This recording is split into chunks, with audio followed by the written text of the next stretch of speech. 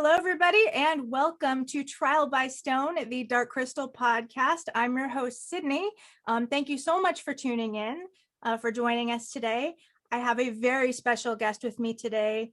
We all know that the art in the world of the Dark Crystal is iconic, it's legendary, and we have always associated the names Brian and Wendy Froud with the world of the Dark Crystal, and now we have a new name up on that pantheon for in recent years and probably for the next very long while. We have Iris Compiet with us today, and I am just so excited. Iris, or Iris, as you would say in your native tongue. How are you doing today? Hi, Sydney. I'm doing fine, thank you. Thank you for having me here. And I'm thank so you. excited. You gave me chills with that, like the pantheon of the doctors. I'm like, oh, Well, it's absolutely true. I mean, if my display shelves are any indicator of the pantheon of Dark Crystal artwork, it's just there's Froud everywhere, and now there's Compete everywhere as well, competing with the rest of my art. Thank you. That's so nice. That's I couldn't have dreamed of this. Like this wildest dreams.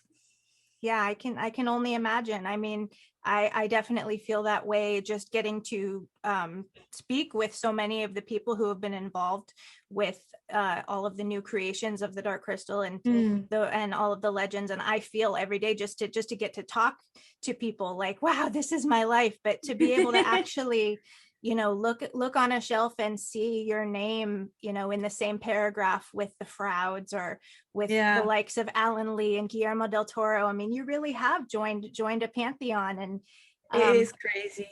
It is crazy. I still believe, I still think I'm in this parallel universe, or I'm still dreaming, and I have to pinch myself each and every day because, like I said, this is my life now, and it's just, I never thought that this could happen. And especially, I come from a really, really tiny place in the Netherlands, in the middle of nowhere. Our village is like a village. Is just one street. That's the village. That's the whole entire village. And I grew up there. And then all of a sudden, you're creating art, and it's seen, and it's right up there with your heroes, the people who actually, I always jokingly say to Brian and Alan, it's like, it's your fault that I don't have a steady paying day job. Because it is their fault that I wanted to be an artist when I was 7 years old. So, not fault, but they inspired me so much, and I was like, oh, this is actually somebody's job. I want that job. I want to do this. And now, to be able to do that and be in contact with all those people, it's like, it's insane. It's just, I'm just living the dream, and I'm just enjoying every single day because you never know when it's going to be ending, and just ride that wave.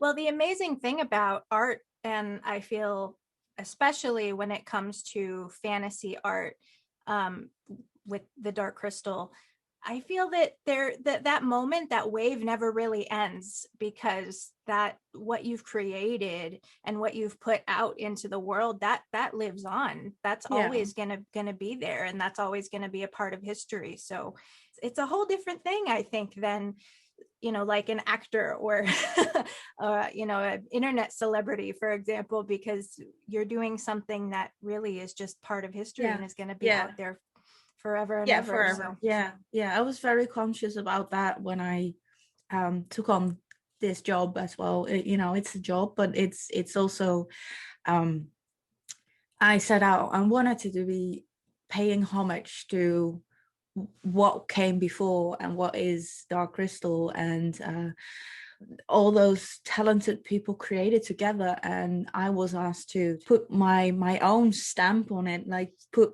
my vision onto some of it, and that's a tremendous honor, and it is not something I could have done without the team I was working with. So everybody at Inside, and like Adam for the writing, and then Brian and Wendy, and everybody at Hanson. It is, I never, it's not me, it's everyone.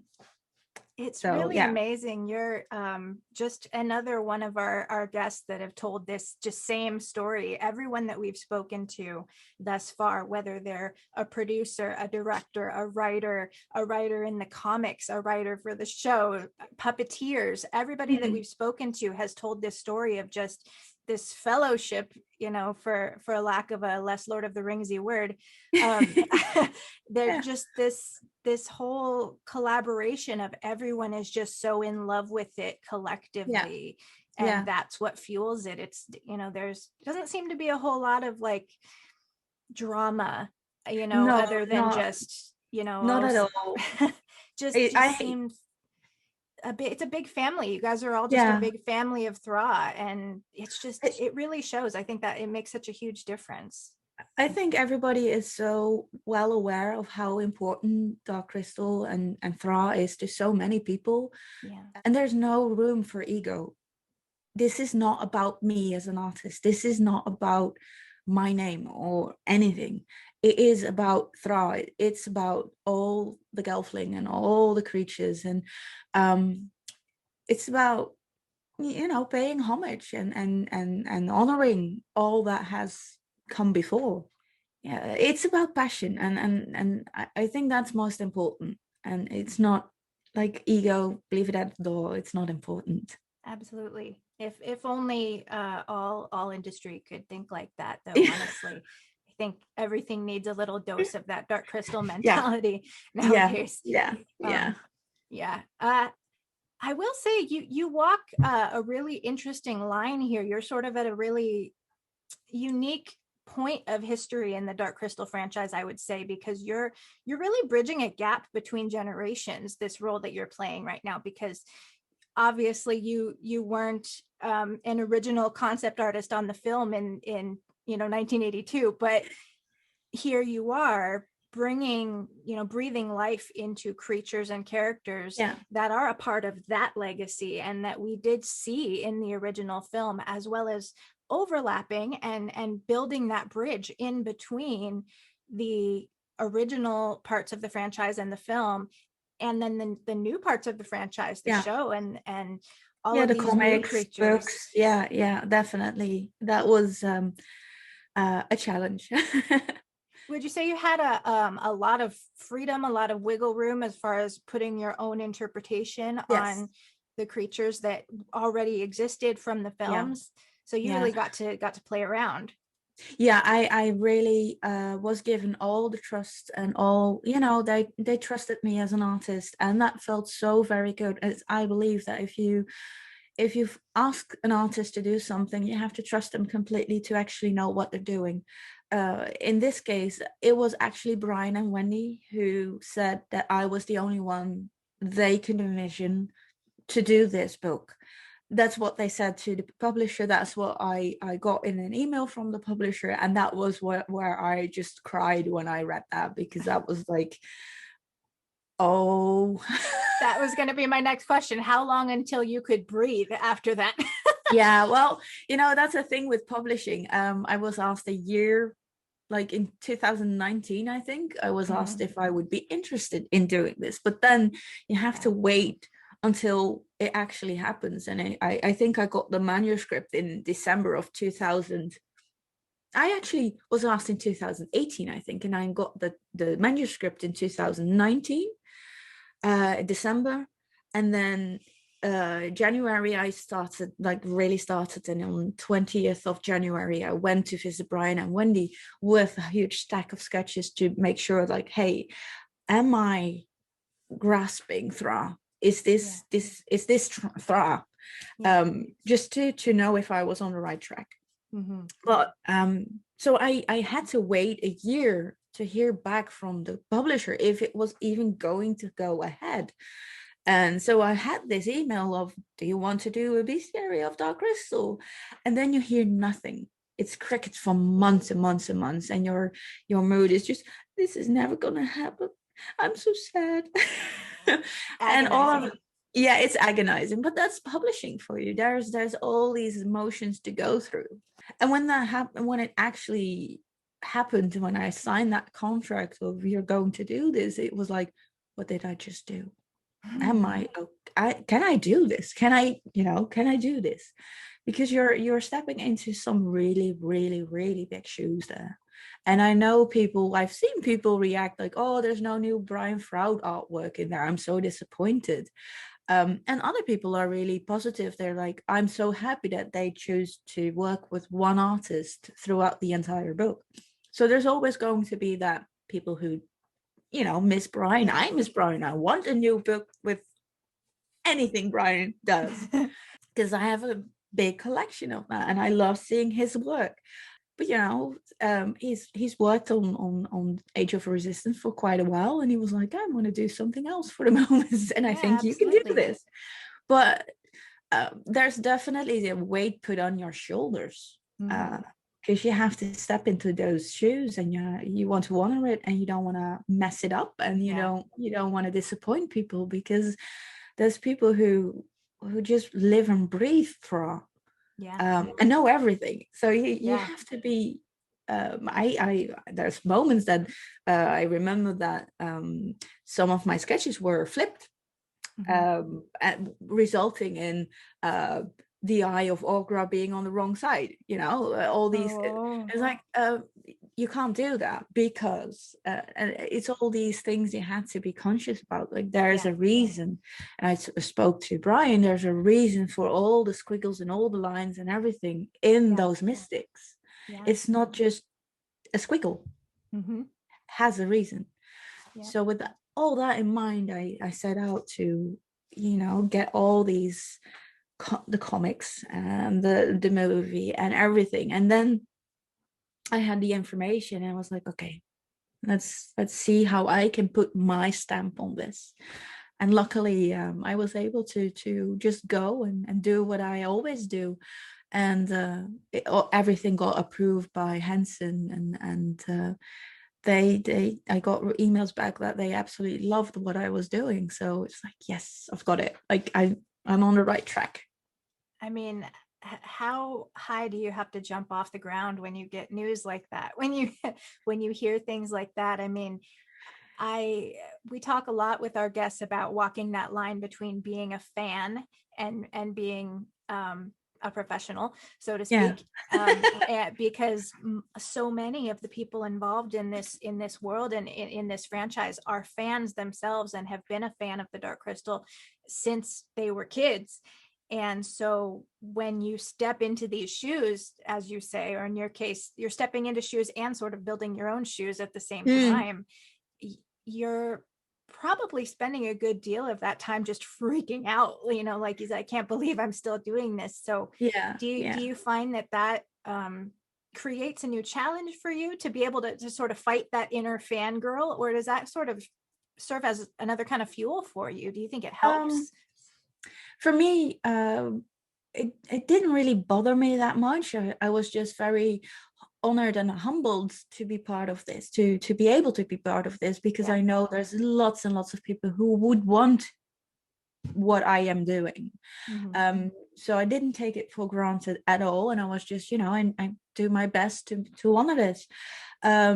But for me, what did cripple me was the thought of people wanted to see things like Brian does, and Brian has a certain style, and I, after talking with Brian and seeing his sketches and all that kind of, he showed me his original sketches for Age of Resistance, and so we have a lot of similar things when we work, and it just flowed naturally for me. That's how I work, and he works in a similar way, so it felt really natural. But when I first began, I felt so like people want to see Brian's art, so it has to look like Brian's art, and that crippled me.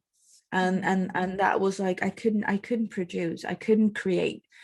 I had that for a couple of days, and then I was like, no, you have to stop this. They asked you for a reason, and the reason is your art, so you have to do it your way. So that helped. And then yes, I'm a fan, absolutely, but that was put on the back, that was on the background, with your ego. Yeah, definitely. Yeah, no room for this, because I had a job to do. I had a task to do, and it was, I think I created over 1,000 sketches or 1,000 pieces in just like 3.5 months, 4 months. I think I was literally sketching every single day for hours and hours and hours. And so many of those sketches didn't make it in the book, but I created them because that's the way I work, is I try to see them in my head, see how they move. I try to answer questions that I've, what does this creature eat? How does he hunt? What does his dwelling look like? And there's a lot of creatures in there we know nothing about. Like the Gizizzi, where does it you know where it lives, what it eats probably, but you don't know its family structure or its social structures and these things I think about when I'm doing these sketches. But yeah, I had to put my fangirl out at the door because it would have definitely blocked my flow of creation, and I had a deadline, so I had to be professional. And I had to work, and I had to make it as good as possible so people wouldn't be disappointed that it wasn't Brian doing it. That was definitely the worst thing. It's like, oh, I hope I don't disappoint people. That was the toughest thing. What I think is amazing is that it's great to have new artists and other creators come in, pick up the torch, be inspired by what was before, and then evolve it and breathe new life into the world so that things can just continue to grow and expand. And if you look at the fan base of the Dark Crystal, there are so many creators out there. The fan art is infinite. There are so many artists who are inspired by this world. And I noticed that in the art community, a lot of young artists are doing your fairy workouts, and they're learning from you. And you're sort of taking that evolution, that passing the torch, and you're continuing that by then inspiring more artists. How did that come about? What started your this new phase of not just creating but also teaching and imparting knowledge and helping other artists to flourish as well? Well, it probably all started for me like 5 years ago. I wanted to stop pursuing a career in the arts. It's literally 5 years ago. I was not getting anywhere. I was not being hired. I was not getting any jobs, and it was so frustrating. And I was still working a day job as a graphic designer, and I was like, you know what? I was starting to hate art because everything I tried just failed. Like nobody hired me. I wasn't getting into annuals, or wasn't getting, wasn't being seen. My social media following was next to nothing, and it was so frustrating. I was like, I don't like art anymore. And at that moment, I was like, what am I even doing? Why am I trying so hard to fit in? Because obviously what I love is not what other people love.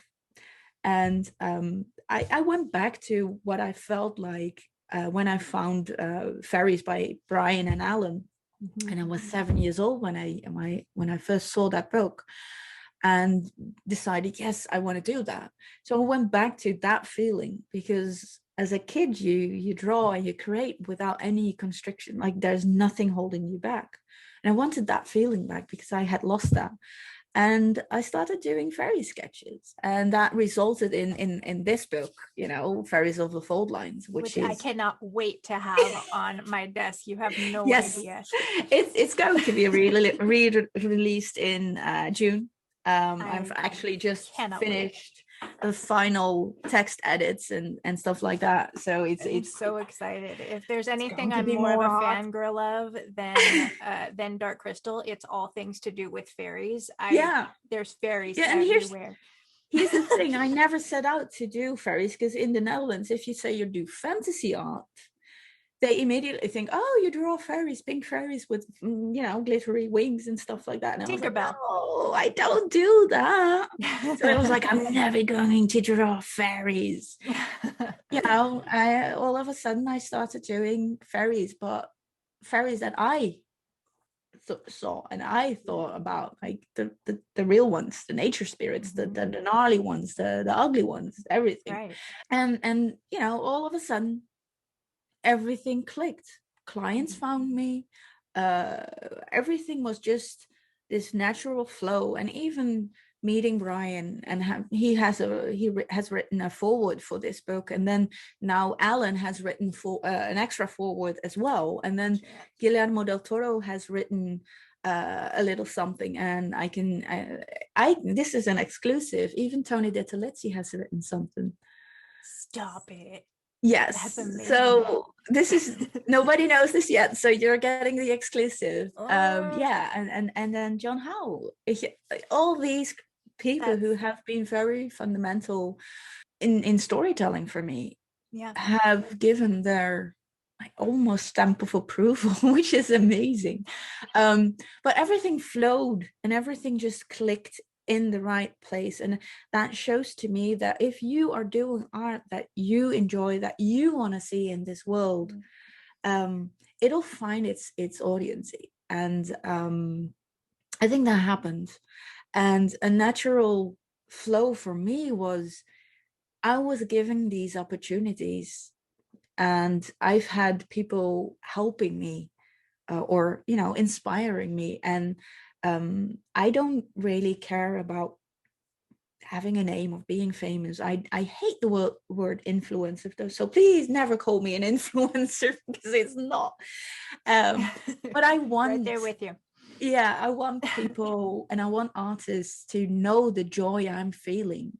And I want more people to be able to do what I'm doing, or, you know, I have the best job in the world, and I would want this for so many people. And if that means I can help a little by doing those fairy workouts on schoolism, which aren't really classes, it's just a way of people letting go, letting everything go, and just trust your feeling and have fun creating, because we're so often forgetting about the fun in creating, and we're only occupied with the end result and the likes you get on Instagram and on Twitter and on Facebook, and it is so toxic. You have to enjoy the travel towards the end goal. I don't, you know, once it's there, but it's so fun to create. And I'm always so honored and, you know, very grateful that I'm able to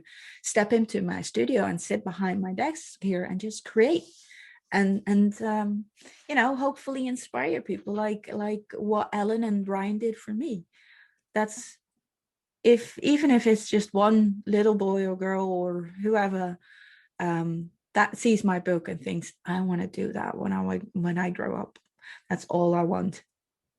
That's why you're, you know, that's for me, that's why you're an artist, to inspire, to give people hope, to give people an escape to a world where everything's possible.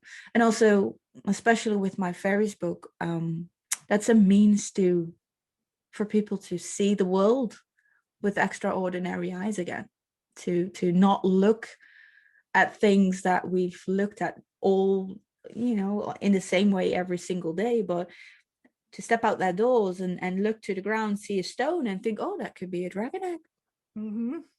Everything you did as a child and we forgot to do, or we were taught to stop doing when we grew up. And that is what I hope to be able to do. And that's a long-winded answer. We're undoing conditioning as artists, as fantasy artists, undoing that conditioning to associate growing up with losing wonderment somehow. As if they're mutually exclusive, wonderment and adulthood. Like why should that be the case?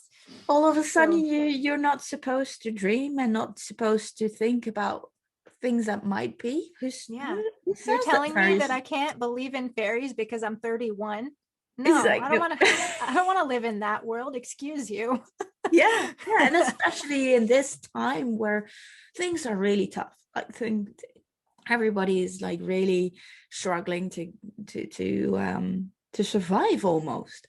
And there's Dark Crystal, and there's labyrinth, and there's hopefully fairies that can pull you through and give you hope and give you a little bit of a ray of sunshine that there is beauty in the world and you can see it and it's right at your doorstep, and you too can be part of it.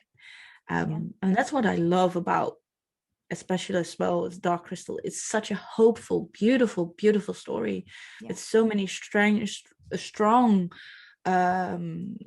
characters, and you know, nothing is nothing doesn't matter.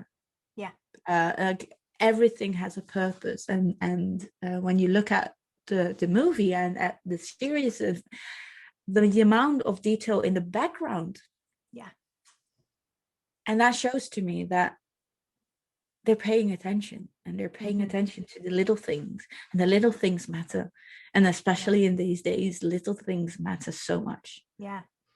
And wouldn't you say it's so important, the timing that Age of Resistance happened? We couldn't have asked for it at a better time for us to be going back to Thra, getting the story and the characters of Age of Resistance, and then thus revisiting the original film and all of the other material that's out there pertaining to the Dark Crystal. I feel like what better time than this past 2 years for us to be diving back into the world, and for new fans of the Dark Crystal to be born. Definitely. I'm so excited for that. Such apt timing, honestly, and what an opportune time for you to be setting foot in that. That's it's like I said, incredible. everything just, you know, clicked, and everything just fit like a puzzle. And I know people are very disappointed that there's as of yet no season 2, but I like that little bit of hope we have.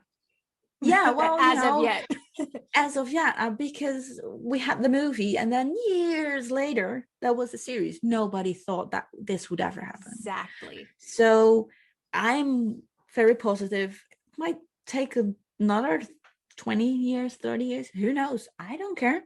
You know, we have at least this gem of a series, of a season 1, and there's so many creators creating new stories for Thra.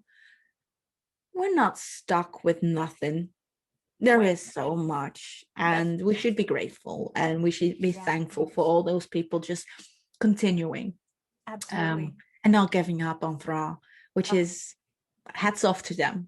Well, not this hat, but hats off.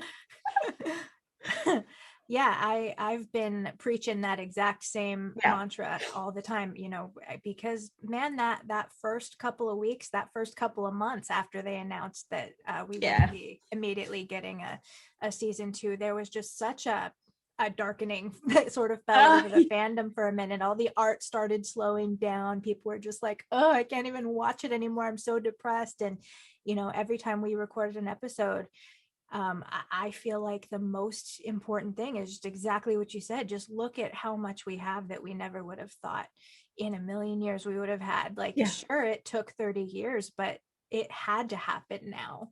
I don't think that we would have had something quite like Age of Resistance if they had pushed through it even 10 years ago. It was absolutely perfect. Absolutely perfect. Every single second just oozes passion. And I've watched this so often, because there's a lot of creatures in the book that Henson didn't have pictures, or there was no reference material for me, or just really teeny tiny pictures. So I sat there just pausing every single second, like, okay, and then draw, pause, draw, and it was just and that way I was so focused on the teeny tiny details, and it was amazing. And it is the question I get a lot, like when I post something about the Dark Crystal, immediately there's always 1 or 2 people, what about season 2? And I'm like, I don't know. Don't rip up this wound. Just you know, let's be happy for what we have now. Look at let's look at what we presently have that we can be grateful for, that we didn't have 2 years ago. You know, that and there's so incredible. There's so much there's Like I love what Corey Godby is doing with everything. It's just to die for. Absolutely. And I'm grateful for him doing that.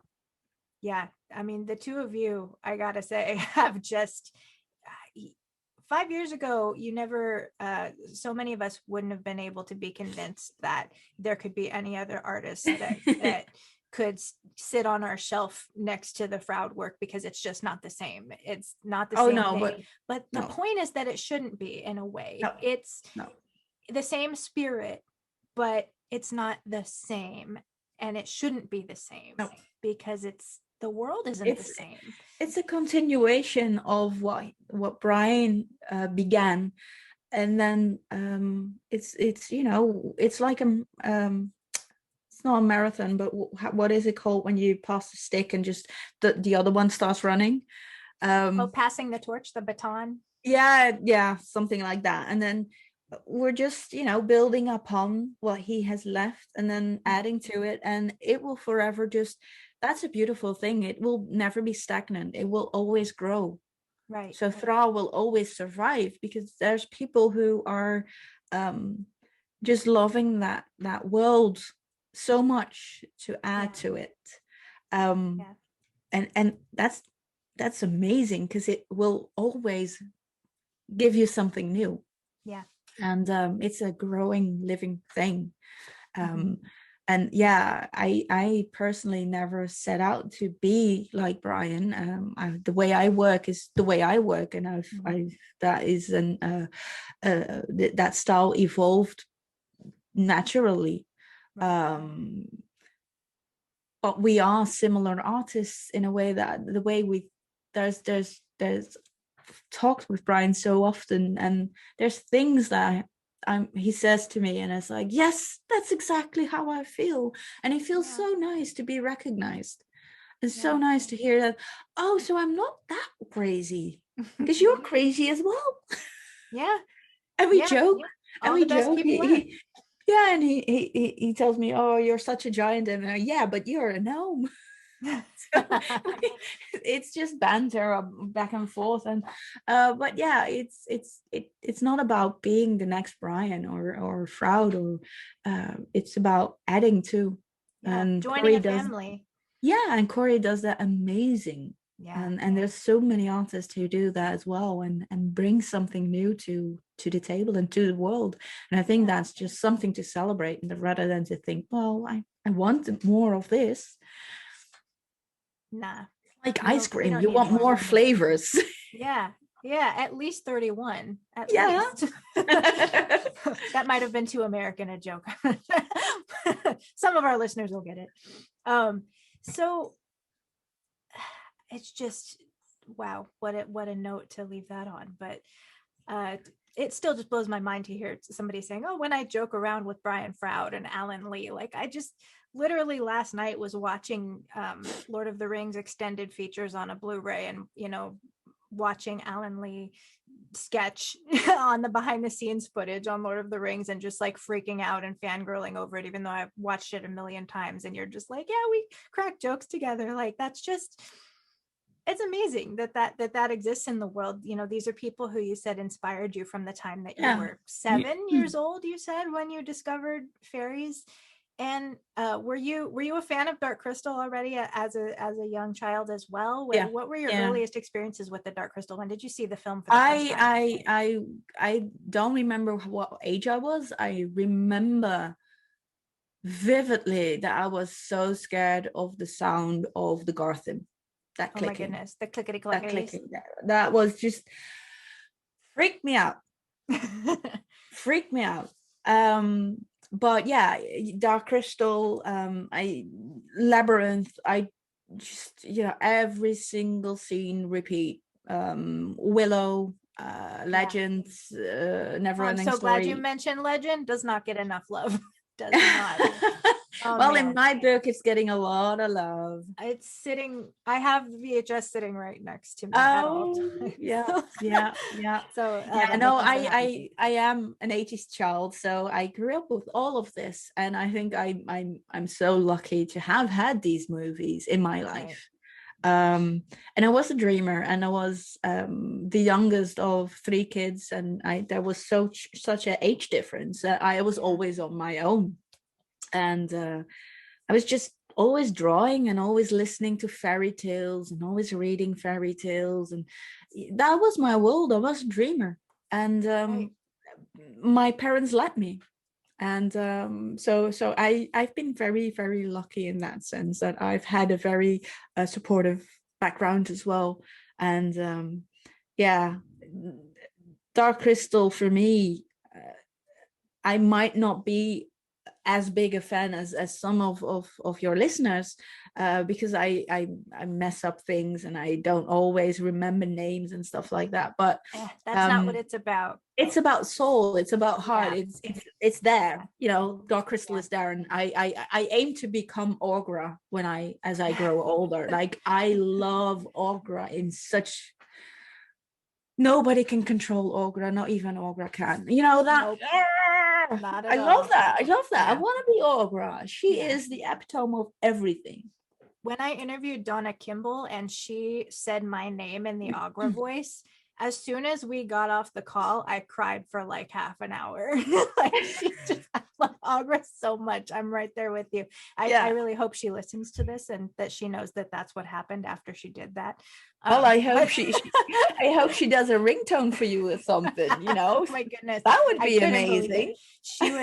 When we had a great conversation, and she's just did the same sort of thing that we're talking about with passing the torch from the original artists onto the new generation as well. Donna Kimball's another great example of that, because obviously she wasn't the original voice of Aughra in the film, but she's now just brought a whole new life that she's breathed into the characters, so that new generations and new fans can continue to love that character as well. And I feel like that's just what this entire Dark Crystal franchise is all about. Like you said, it's the spirit. It's not about how much knowledge you have. It's not about how many of the pretty collectibles you can afford and have all over your shelf. I brag about my shelf, but it's a humble shelf. I'm not, making it rain over here. But that isn't what it's about. It's about what speaks to your soul, and the fact that this is a community of artists who are inspiring each other and connecting and finding our people and our fellows, just like you found with your childhood heroes are now. You've discovered, like, these are my people. That's why the art resonates with you, because you're gnomes and your dwarves together, and you're fairy people. And we need that to continue. We need that to always evolve. It is home. It is home. 100%. It's coming home.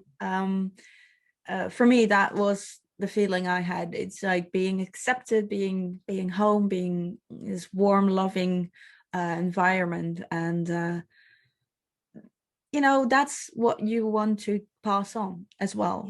Like, now it's my turn to try and create that for others. So it's a wonderful experience to have, and I still think I'm dreaming. So I'm still waiting to wake up and think, oh, it was a dream. It was all a dream. I still, because of COVID, you can't go anywhere, so I haven't seen the book out in the wild. I see it online and stuff, but you think, oh well, it's not tangible. But I can't wait to go to a bookstore and just to see it on a shelf and just freak out about that. It's just like, oh, that's my name. I'm so happy that they put my name on the cover, because usually they don't, and it's like, oh, I'm on the cover. Incredible. It's awesome. And I absolutely agree. There's something special about seeing it physically there, that you can see it on a shelf and know that other people can walk by and see it. And even just I don't have my name on the covers out there, but I get excited when I see the Dark Crystal out on shelves again after years of being the weird kid who liked this 80s movies that nobody else my age was into, and I was the kid who believed in fairies, and Dark Crystal wasn't mainstream on all the shelves when you went to the bookstores. And back when we were still going to bookstores in 2019, right around when Age of Resistance was about to come out, and COVID hadn't happened yet, and all of Joe Lee's novels, the young adult novels, were all on the shelves because they were new and they were promoting the new show that was going to come out. And I was just get so stoked that Barnes and Noble and the little independent bookstore on the street both had Dark Crystal on the shelves, that I was like, what universe am I living in? How crazy is that? I love it. But it shows that fantasy or stories like Dark Crystal are so important, and they never go away. They never go away.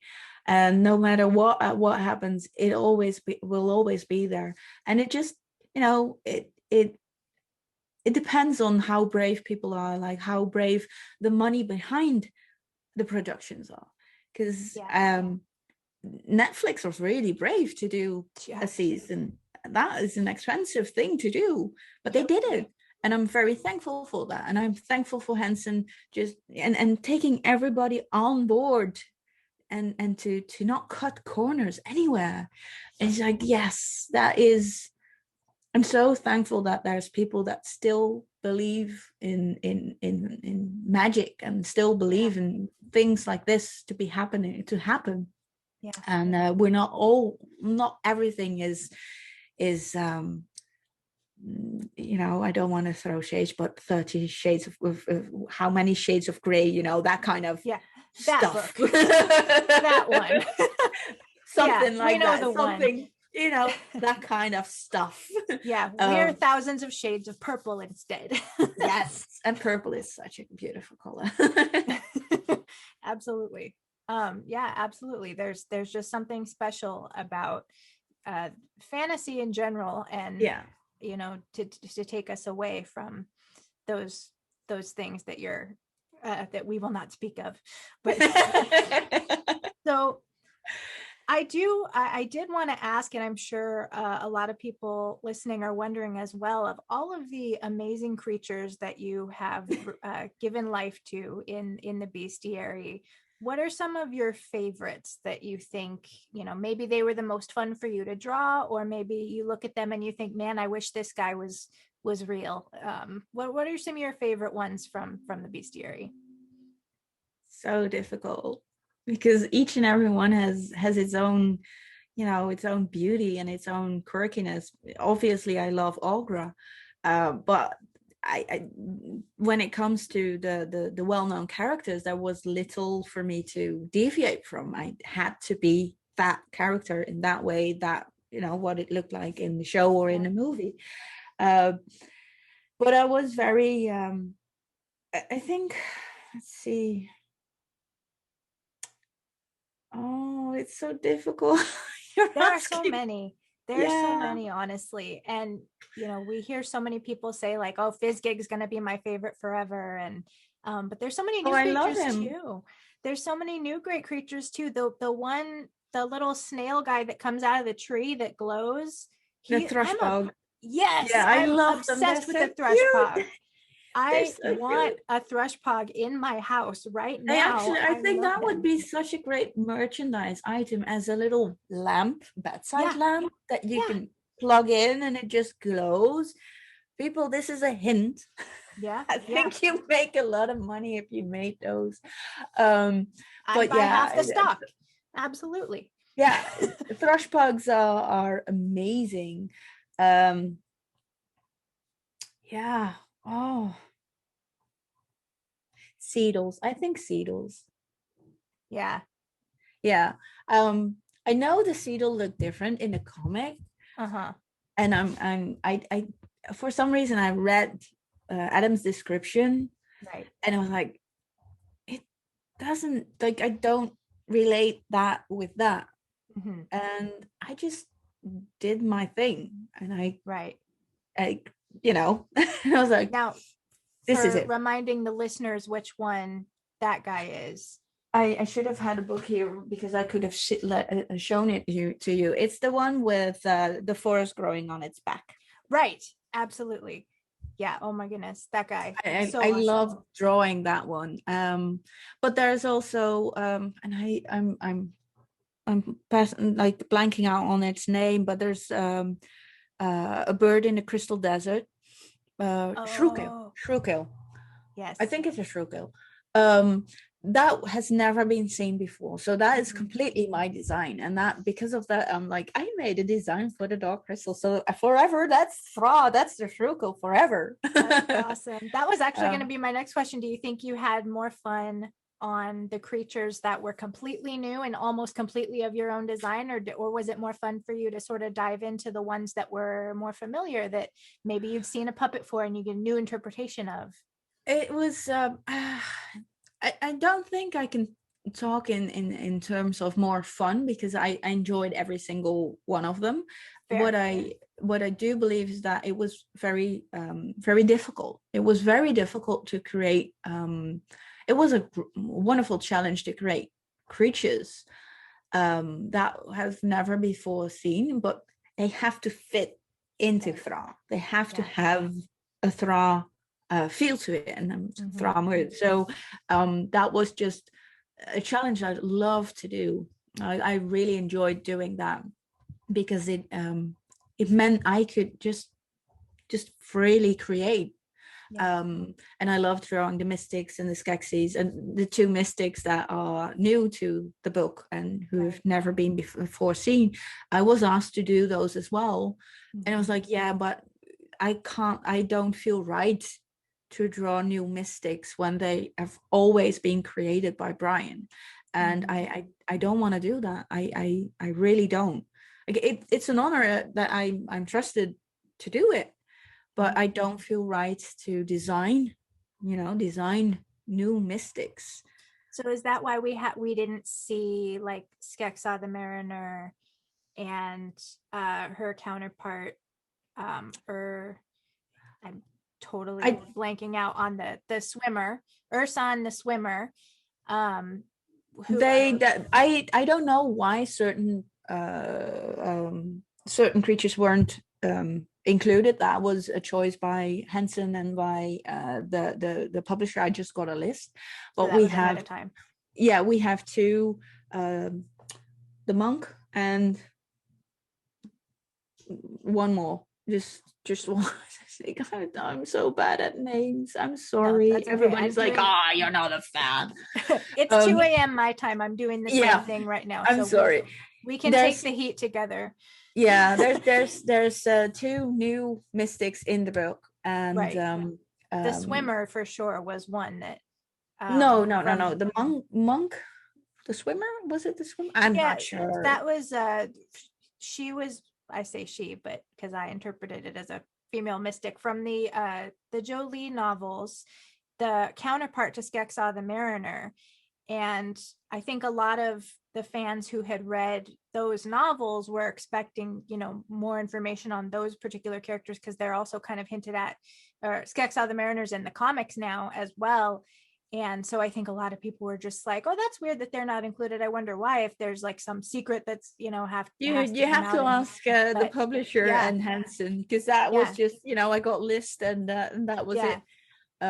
Obviously you can there's many more to include, and that higher up.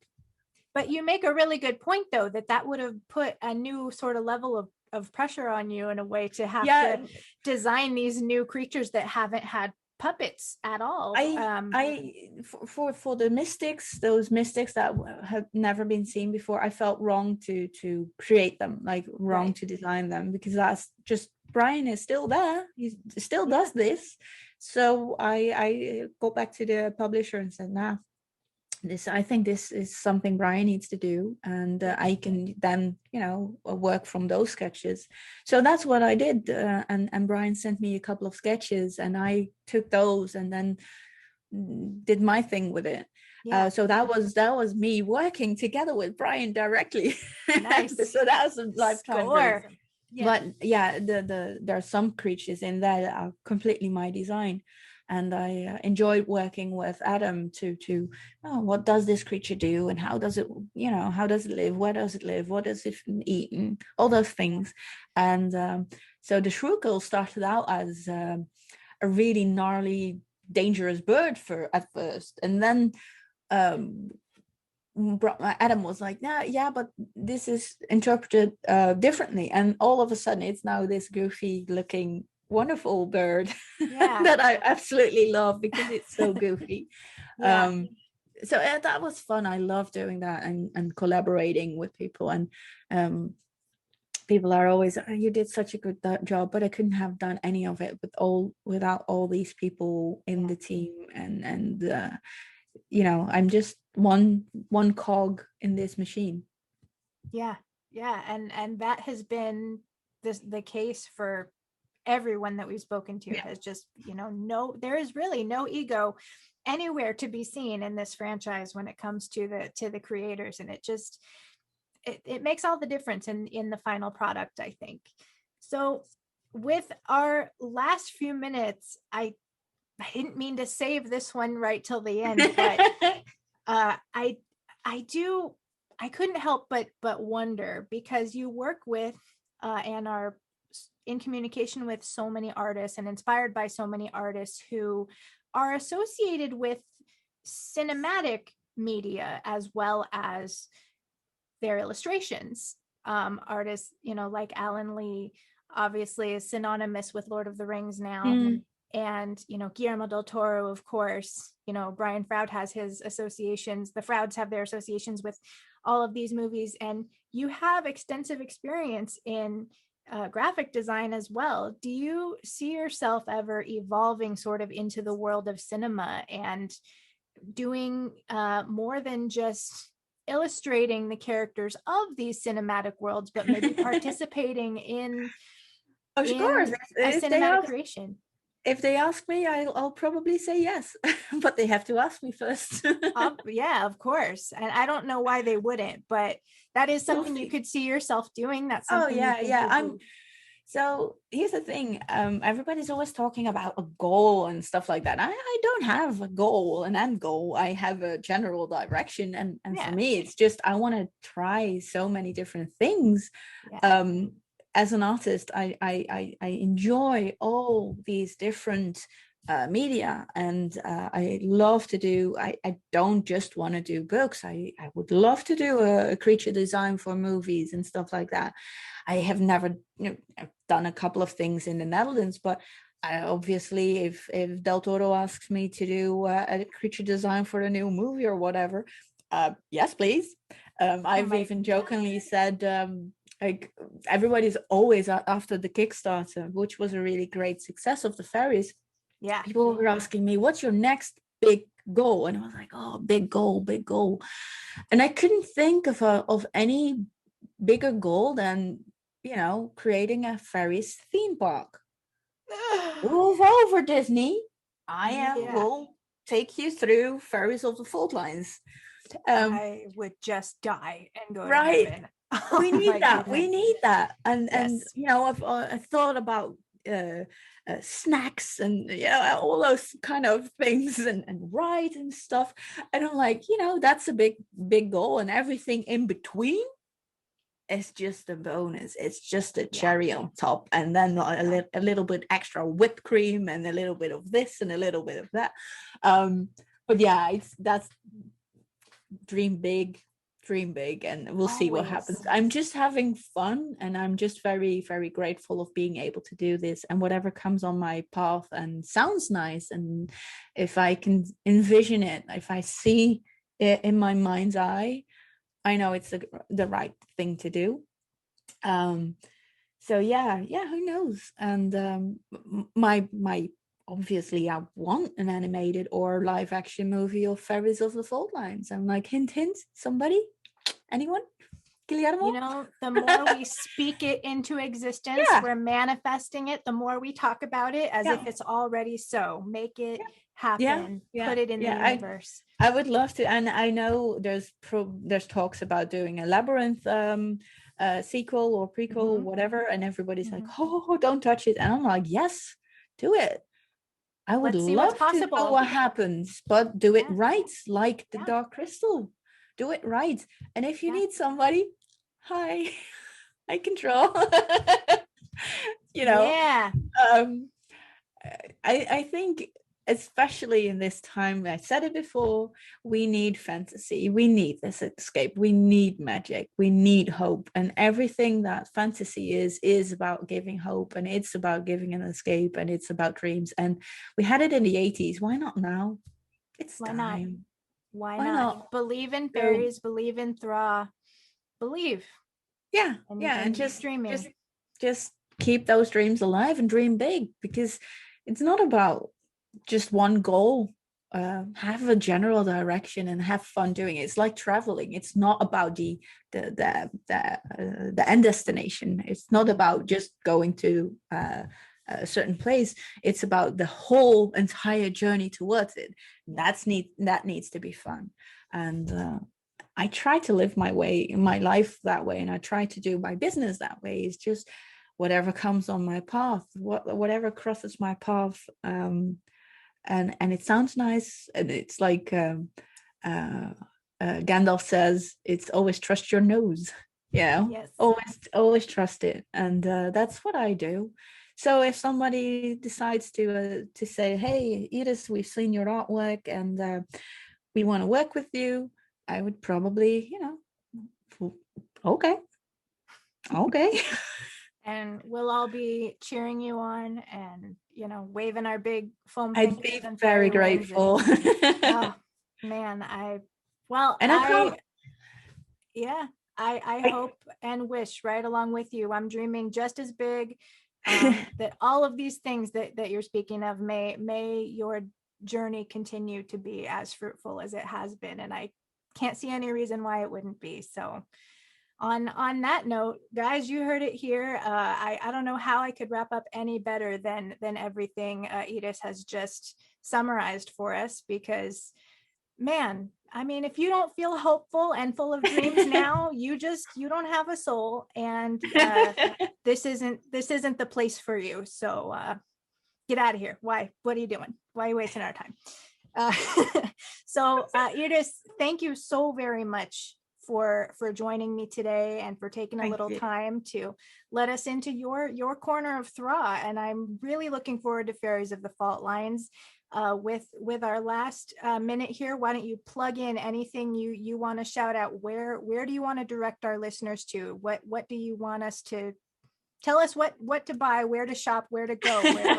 Well, my website, you can easily find it. Just Google my name, Iris Compiet.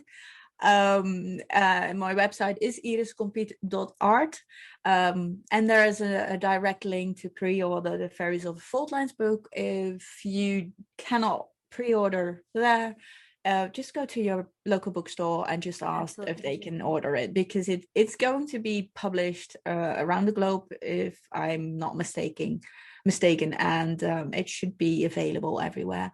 And then there's tons and tons and tons of artists around there that need a little bit of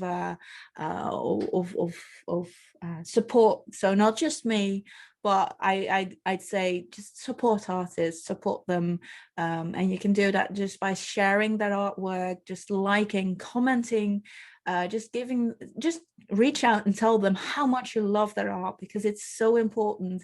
Because we slave away in our studios and never really we throw our art online and that's it.